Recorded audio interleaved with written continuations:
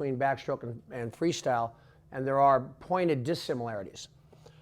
In freestyle, we use a basic aquatic posture with an aquatic line that lifts our chest forward. And this allows our buoyancy to be down in the water, which helps make our body lighter.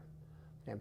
In backstroke, that same posture will cause a lot of heaviness in the hips and tend to cause heaviness in the head because the buoyancy will be sitting up.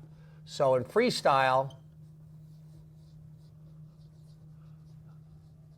having the gesture of a little buoyancy down in the water with the back flat will tend to lift the weighted pieces out of the water, which will make the stroke lighter. Okay. In backstroke, in order to accomplish that same effect, we actually have to bend the axis a little bit, make it into a slight bow. So it's a very, very slight banana shape. What this does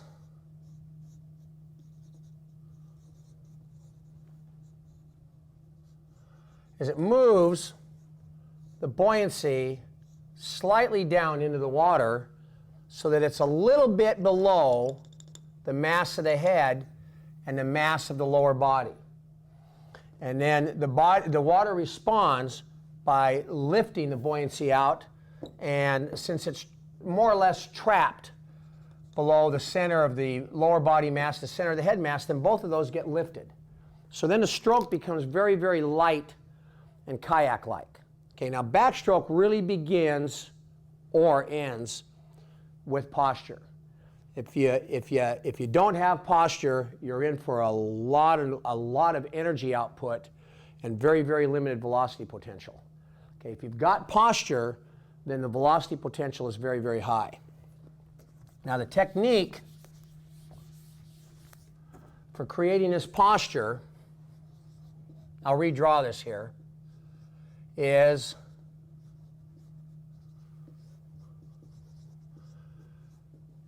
and I've slightly over-dramatized this in the sketch so that people will get the idea here, because it's actually a fairly subtle thing in the water.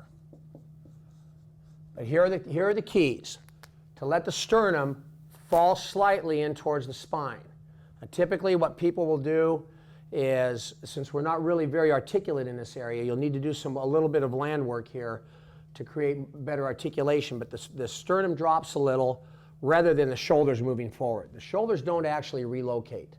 The shoulders stay in the same relationship to the hip, and the center of the body drops through a little bit. And this takes the lungs down into the water. Okay? And then the neck needs to extend so that the eyes look slightly down the body. Okay, and I realize that this is a very, very non-traditional thing. I myself as a coach have told many, many athletes to get their head back in the water. And then to draw the ends of the ribs down into the body and move the belly button slightly into the spine. Okay, this will curve the tailbone slightly up and create a very strong connection here and help lift the thighs out of the water. Okay, now this is going to cause the hips to drop just a little bit under the water, but it puts them in the floating layer of the water where they can actually spin much, much easier. If they're on the surface, it's hard for them to rotate. Okay, so here's the keys. You're looking slightly this direction. Sternums drop slightly in the water to create a little curve in the spine here. The back will be flatter as a result of the belly button being in and the ribs down. And there'll be water standing or puddling over the abdominal area. And this creates a very, very nice light posture for the stroke. Now, our anatomy doesn't really give us any advantages in the stroke for creating a front quadrant concept to the extent that we do in freestyle. But we can lean that direction a little bit. But in backstroke, basically the arms are pretty much in opposition.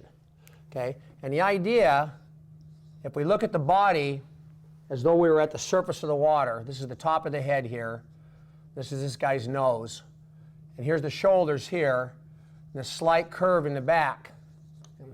The stroke tips from one side to the other,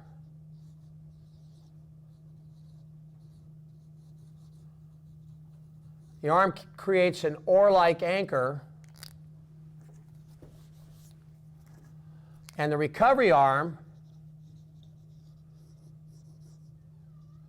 becomes the swinging weight that allows transfer of energy to the opposite side. Okay, now here again, if the body is in posture and it's light, this would be, and the body's tippy.